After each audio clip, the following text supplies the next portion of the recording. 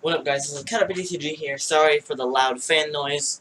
Here, I'll move the microphone closer, just so you can hear better. There is a very loud fan noise. I apologize for that. Yeah. Today I'm doing a post-rotation Ho-Oh Kiawe deck profile. I actually, for once, had trouble finding cards for this deck.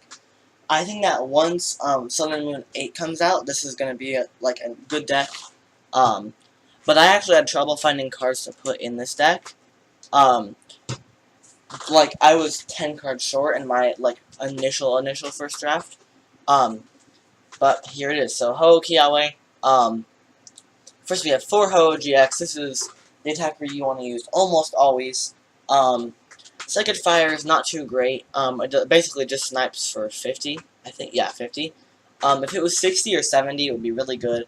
But just because of, the attack cost, it's not too great. Phoenix Burn does 180 for 4 energies, and it can't be used next turn. Keep in mind with the Choice Band, it can hit for big numbers. It can one-shot basically everything relevant, except for Gardevoir.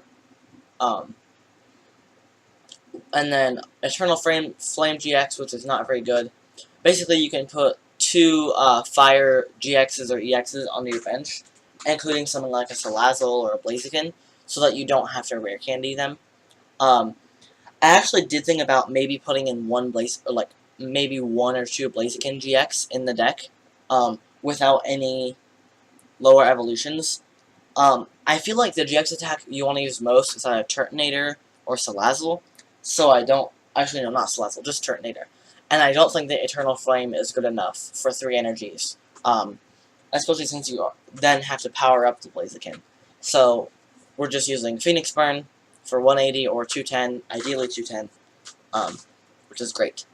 I went with a 2-1 Salazzle line. I don't know if Salazzle would even be good, but I know Salazzle Ho-Oh was a deck for a while, Burning Shadows format. And I think I said before, this looks to be shaping up, like post-rotation, looks to be shaping up a lot like the Burning Shadows format last year, except maybe no Ninetales, and we have, Zoroark and Buzzwole. But yeah, so Salazzle is not great. Diabolical Claws is really good late game.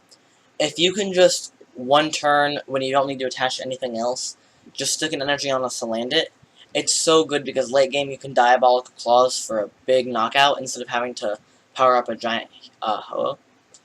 So just, maybe your first turn, if you have, a Salandit and Ho-Oh in the active, you can, Kiawe to Ho-Oh and attach to Salandit. Well, not in that order, but you know what I mean. Do those 2 things, and then that's really good. I also have Turtonator GX, because if you can get a Nitro Tank and a Kiawe in 1 turn, a turn that you're stuck, especially if they cannot one-shot your Turtonator, it is super good, because then you can switch, you can Ho-Oh for 2 turns, then come out with a Salazzle. I think your ideal is get a Nitro Tank first turn. I don't think that is actually possible, but that is a good thing to Nitro Tank early-ish. Try to get at least 4 energies with Nitro Tank. Less than 4 just seems like a waste of the attack. Yeah. If you need to use it to get energies into play, you can. I'm not saying that you can't use it if you only have 3 or less. I'm just saying it doesn't feel as powerful if there's less than 4. 2 Lele, because we really need to get first turn Kiawe for this deck to get going at all. So Lele can get out Kiawe pretty quickly. 1 Oranguru, because Instruct is really good. And it's a decent Hoopa counter. So yeah, it's not bad. It's sort of like Octillery, but worse. It's also a basic, which makes it kind of decent. Yeah, it's pretty good. For Kiawe, Kiawe is because it's good.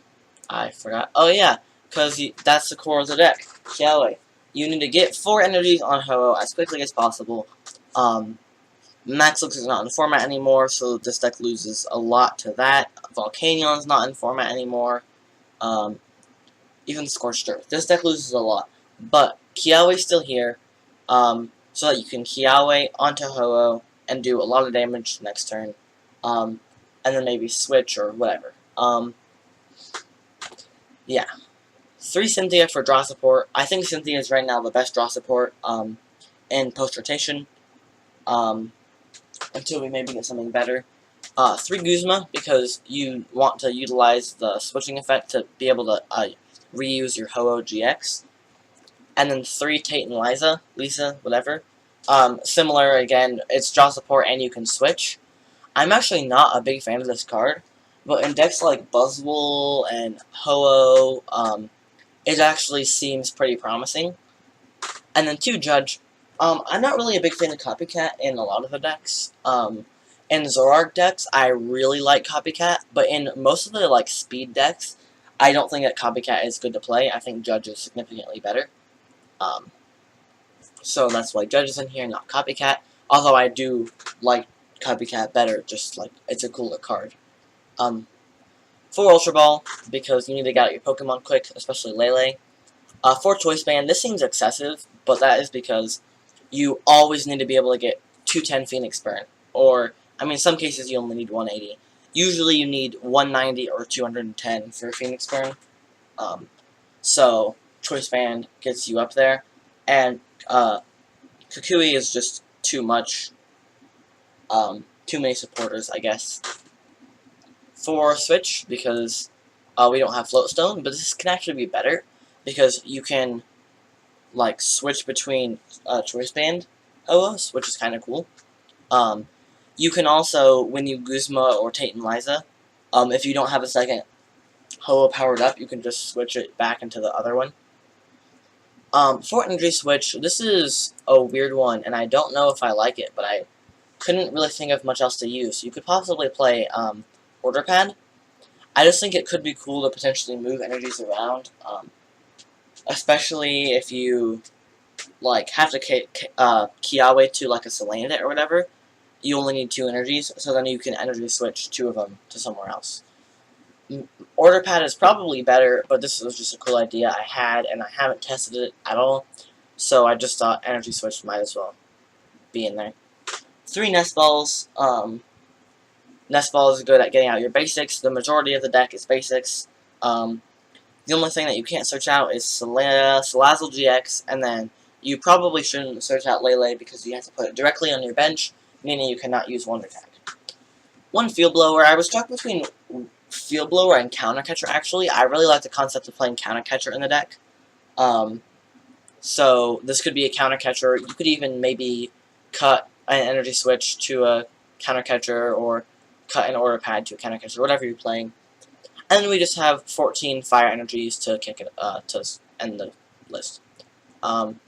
I really don't like this deck in post-rotation, but I know it's getting a little bit of hype, so I figure I might as well do deck profile of it quickly before it explodes. I think once the set with, like, Heat Factory and Reshiram might be good, Victini might be good. There's, like, some weird coal thing, Coal Claw, that's not what it's called at all. I think there's a Flint supporter that looks cool. Blacephalon looks cool. There's a lot of tools that I think this deck could potentially gain